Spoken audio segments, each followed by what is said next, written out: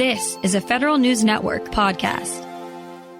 She spent 20 years as a revenue officer at the IRS. Then she went into union work, serving for 14 years as president of a local in Wisconsin. Now she's the new national president of the National Treasury Employees Union. Doreen Greenwald joins me now in studio. Ms. Greenwald, good to have you with us. Thank you. Great to be here. All right. So IRS, you are central to what got NTEU started in the first place, which was basically IRS people. What motivated you to kind of switch from the revenue officer career to union work? Well, I worked for the IRS overall for 35 years, 20 of which was as a revenue officer. And throughout all of the jobs I had at the IRS, NTEU in the workplace was evident to me that it helped things work smoothly. It helped address employees' issues early on so they didn't get out of whack. It allowed employees to have a voice in their workplace and make sure that they could have a say in how things changed. Asking people who do the work is the best way to make changes in a workplace and make sure they're working as efficiently as possible. And that's what introduced me to the National Treasury Employees Union. Interesting. So did you find that the IRS would ask the people doing the job about change and the best way to do things because they had to, because of the NTEU in place, or do you feel like that's what they really thought was a good practice also? No, I would say without NTEU in place, those kind of questions wouldn't be asked of the frontline workforce.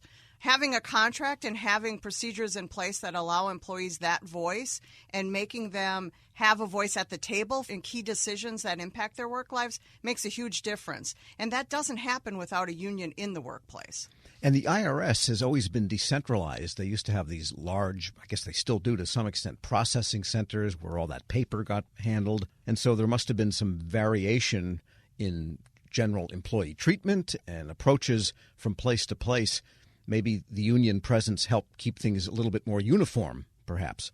I would agree with that. Obviously, IRS is a huge operation. It does have submission processing centers. It has service centers, and I worked in a field office.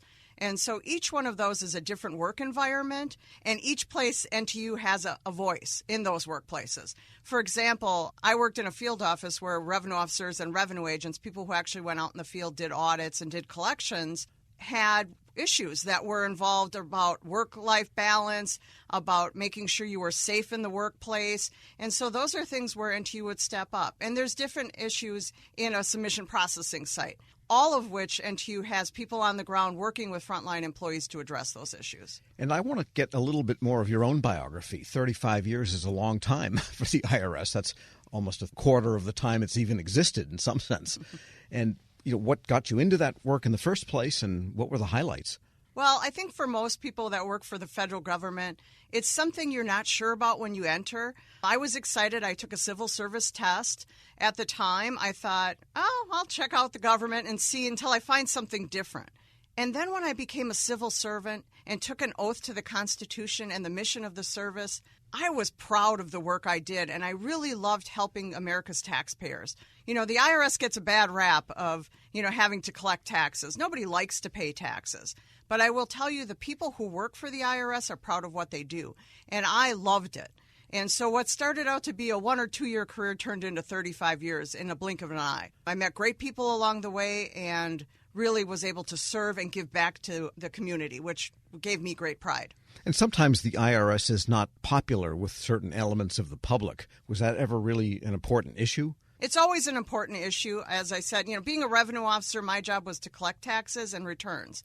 A big part of that is education. People are really good at what they do, but they don't always understand the tax laws, and they can be quite complex. People also need to realize those tax laws are passed by Congress, not by the IRS. So we're doing a job that Congress sets us out to do. So in that realm, yes, you run into people who aren't happy with some of the work that you have to do. But my job was to educate them and to help them to fulfill their requirements. And so for the most part, I would say people were very cooperative. But we always had tools to deal with those who chose to not be cooperative. Sure. We're speaking with Doreen Greenwald. She's national president now of the National Treasury Employees Union. And what are your general goals for NTEU? My general goals are to obviously grow our union. We have a very strong union in 35 federal agencies. We have a new generation coming on board in the federal government, and I want people to be proud of being federal servants once again and proud of their union. And so I'm going to look to expand and educate people about the role of a union in the federal government and how important it is to federal employees.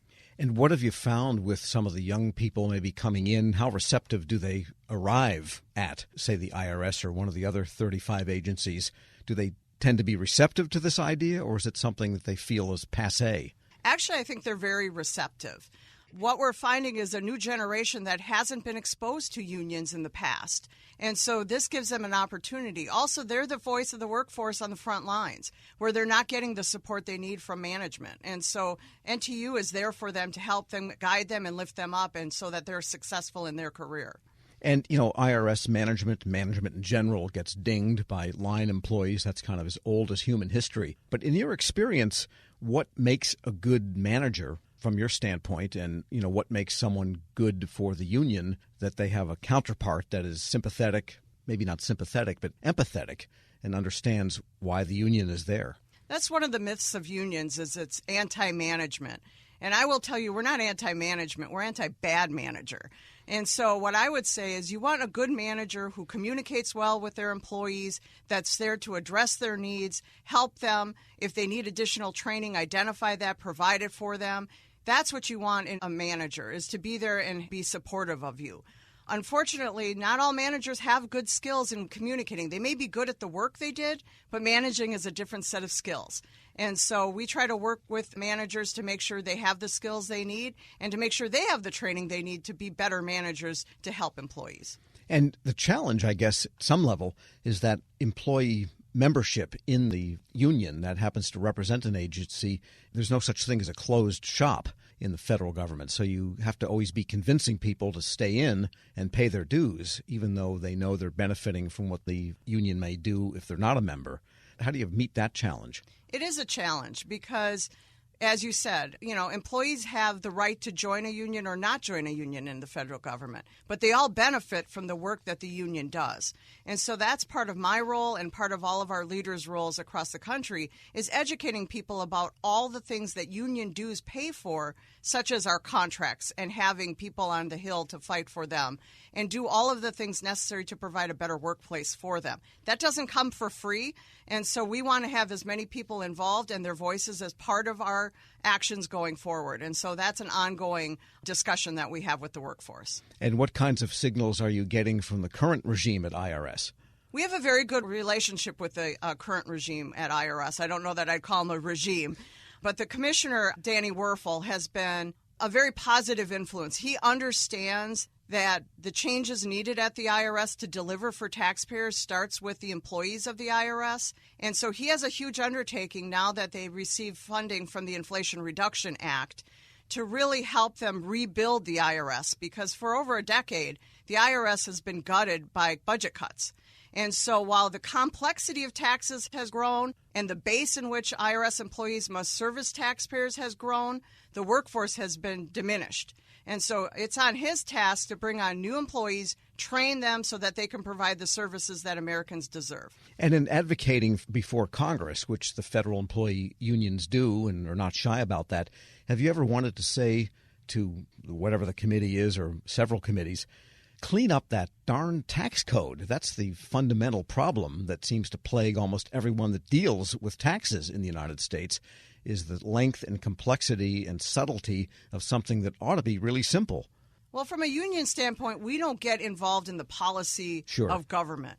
So if Congress doesn't like the tax code or feels it's too complex for taxpayers, it's their job to clean it up, absolutely. But what I will say is we tell Congress is if you want us to service taxpayers, and that is our mission, you have to fund us to do that. And that's been kind of a problem, because you want service, but you don't want to pay for it, and you can't get it for free. And in the day-to-day workings with IRS local officials and local managers, and maybe at the national level too, what are the types of issues that tend to come up the most for the union and management to talk about? So over the last decade or so, with the cutting of budgets, IRS employees, there's just been so much that they've been asked to do without the resources and supplies. And so now that this funding is there, we want to make sure that the IRS uses it appropriately and efficiently, and that it supports the employees they're bringing on and hiring, and creates a system that they can attract and retain employees going forward. Because it costs a lot of money to train employees, and it takes a good 2 to 3 years before somebody is trained.